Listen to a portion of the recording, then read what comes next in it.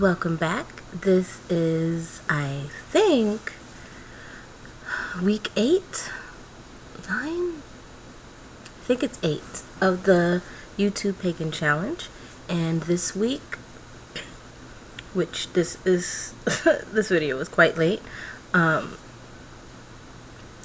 question is, do you have a matron or slash patron deity, and or do you not? And if so, how did you find your deity? I know there was another part, I believe, but I wrote down what I wanted to say so that I can at least try to keep on track, and I cannot find it.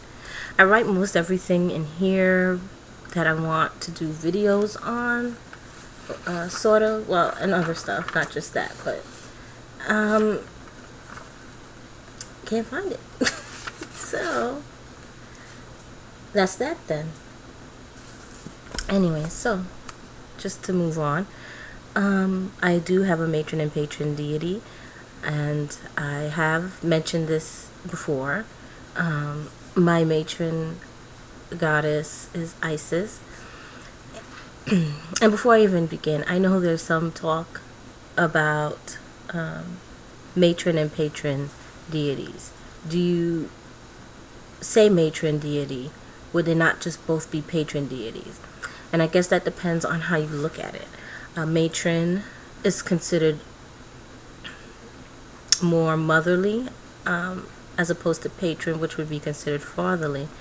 In many languages, like patron, or patra, like patriarchy or matriarchy, those roots are masculine and feminine. However, you do have, and I've seen discussion on this, is you do have patron as in a patron of the arts. Michelangelo had a patron that would commission him to do art. The Sistine Chapel would have commissioned him to paint. The Medici family of Italy were great patrons of the church and art and to artists, so they funded a lot of artwork. So in that aspect, a patron could be a masculine or feminine, it could be a male or female. It's someone who supports, basically. So I guess it's a matter of what you are comfortable with. I am comfortable with saying matron and patron, given that I understand what they mean by patron, meaning a supportive role, so to speak, when they're talking about your deity. Sorry about that. I have a sick child who does not know how to stay in bed, and she's running quite a fever. Well, we're going to take her to the doctor today. We're just waiting for the doctor's office to open so we can see what time we can come in. So Miss won't stay in bed though, because she's a very, very active person. Anyways, so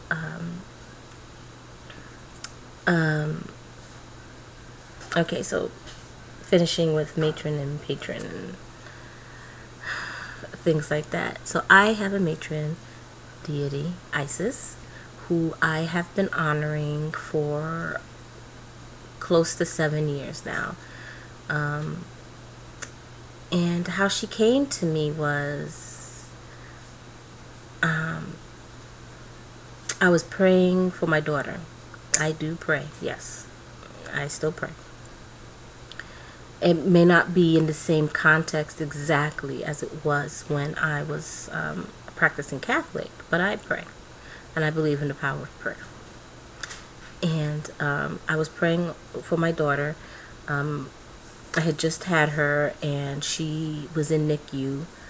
She had to be in NICU for almost a week. And so this was the first night we brought her home, and I'm pretty certain I didn't get much sleep because I kept checking on her, make sure everything was okay. And I would, I had, stood over her, watching her, and I was just praying. And typically I would pray to the goddess in general. And at that moment, I felt like I was, who do I pray to? Like I had this need for someone in particular, and I couldn't find who it was. And then in that moment, I heard the name, not an actual physical voice, but a name whisper across my mind saying, Isis. Pray to Isis. And so that's what I did. I prayed to Isis. I think every night for I don't even know how many weeks. Not that she was showing signs of not improving. By the time we brought her home, she was fine. But it was just, new mom, and the fact that I had to start off that first week with her in NICU and all of that, made me nervous, made me worry. So, but from that point on, I honored Isis. And so I learned everything I could about her and her worship and her devotions and offerings and how she was honored in the past and how she might be honored today, and Cometicism and Tamarind Wicca and whatever, and how those in there who did honor Isis, what did they do, or even other deities in that pantheon. And so, but I never had a connection with the masculine deity. And I truly believe it stems a lot from me growing up Catholic, and all my life it was told to me that God is male. And that's it. There's no feminine aspect. There's no duality. And I don't know, for the longest time that just didn't quite seem right to me. And so I think once I did find Wicca and learned about Wicca and studied it and paganism in general, that felt right to me. This duality, this, male and female, this two halves of a whole. But I was not connecting with that other half. I had a very difficult time with that. And so I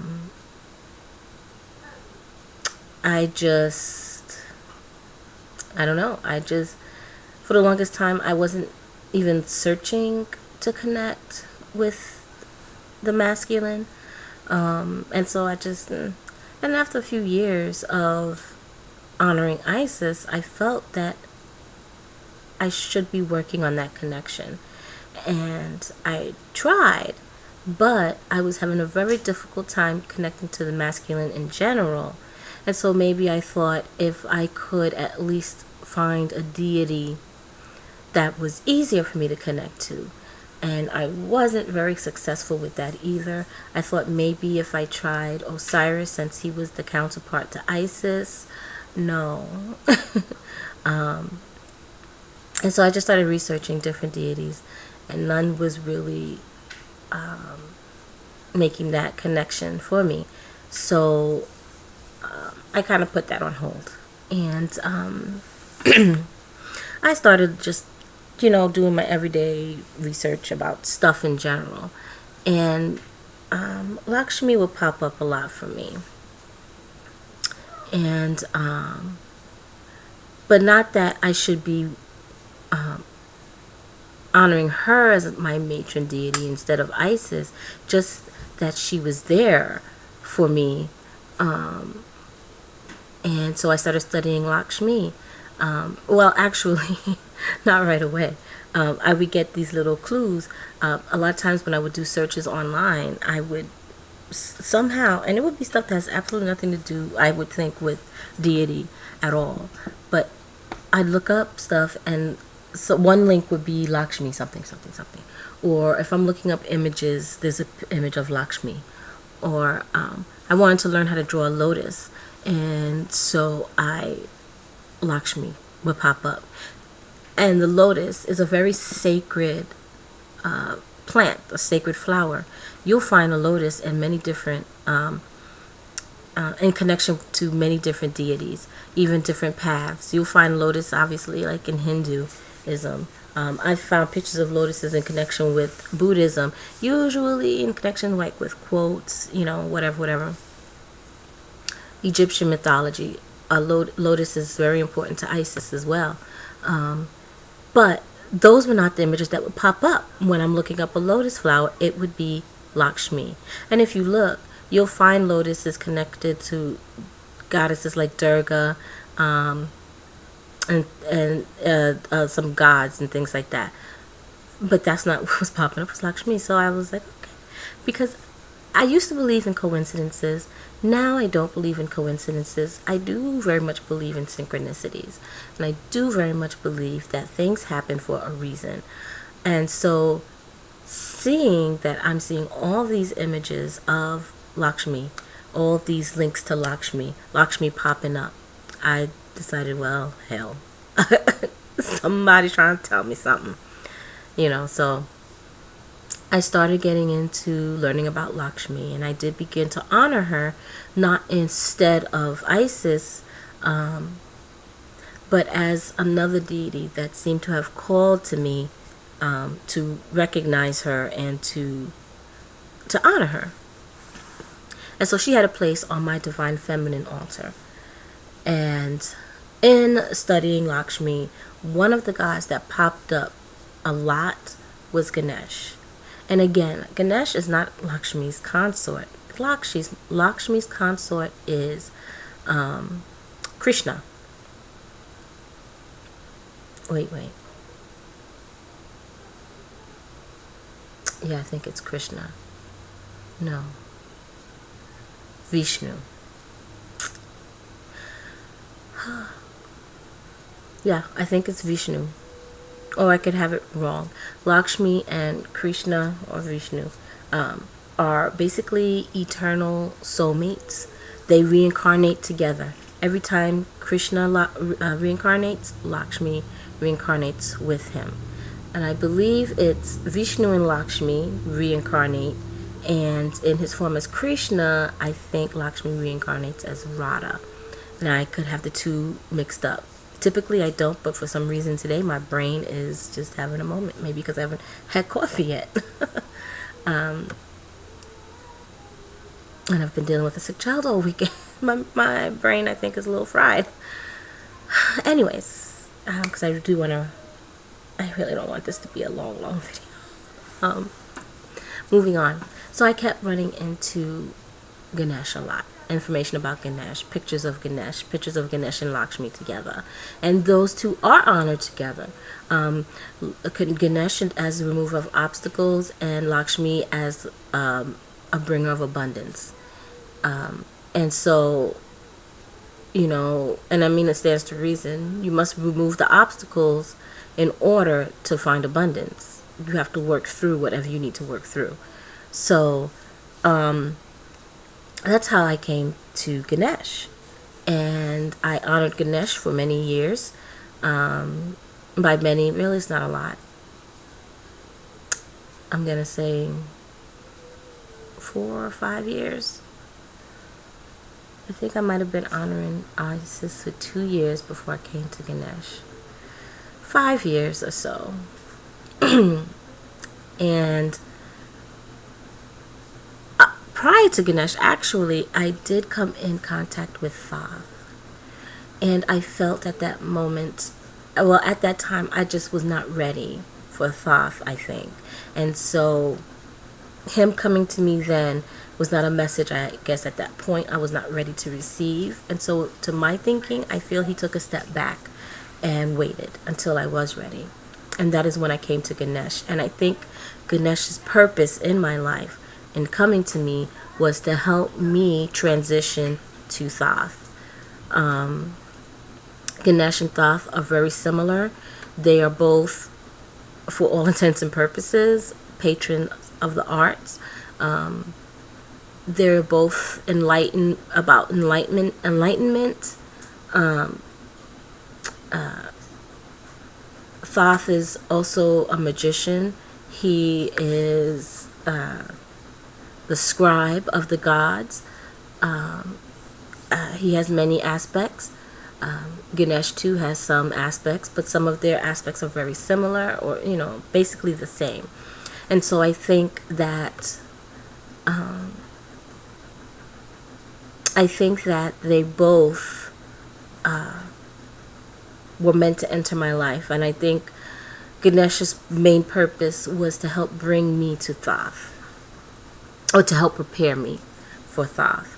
And so for the past year, I have been honoring Thoth as my patron deity. And I've been learning about him for this past year. I have one or two books, I think 2 books on my Kindle. 2 books, so to speak. One is about Thoth. The other is about, oh my gosh, I can't remember the name. If I remember, maybe I'll put it in somewhere, the name. But it's his connection to alchemy. And so being basically the teacher of alchemy. Like I said, Thoth is the magician. He is the great magician. And so I am still learning a lot about Thoth. I have spent many years learning of Isis, and so I imagine I'll be spending many more learning about Thoth, especially when I'm ready to dive into him dealing with alchemy. So that'll be quite the process. That is actually not something I'm looking to study now, because I have so much on my plate. I just don't have time. So, but I honor Isis and Thoth. I give them both offerings, which may vary. I offer what I feel I should be offering in that moment. It might be crystals. It might be incense. I could even offer food. But what I do offer out of incense, crystals, food, or whatever, will be offerings that I know that at least in ancient times was offered to them. I don't typically just, hey, I'm going to offer rice and not know that rice is an offering or was used as an offering. When I honored Ganesh, I would always give him offerings of turmeric. Turmeric was used a lot in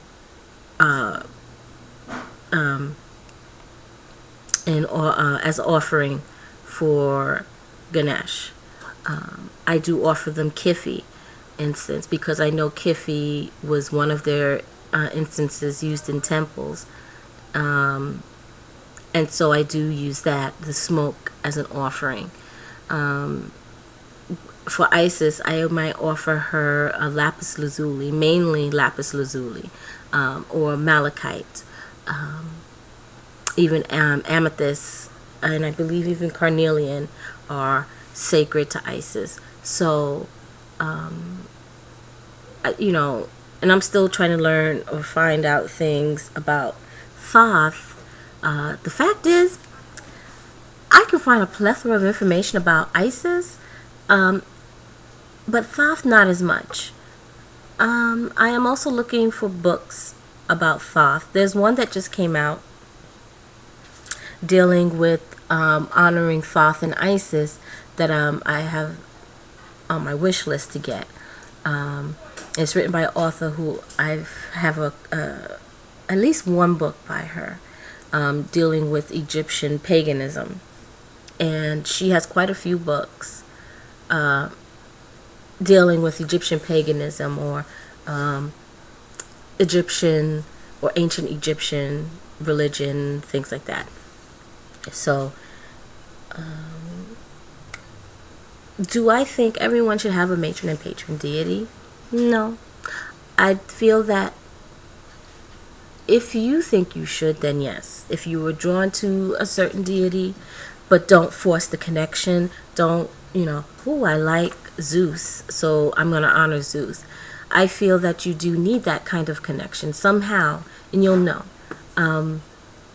Prior to having a matron and patron deity, I could tell you that for the longest time I kind of felt lost, or that I was drowning in a sea of vastness.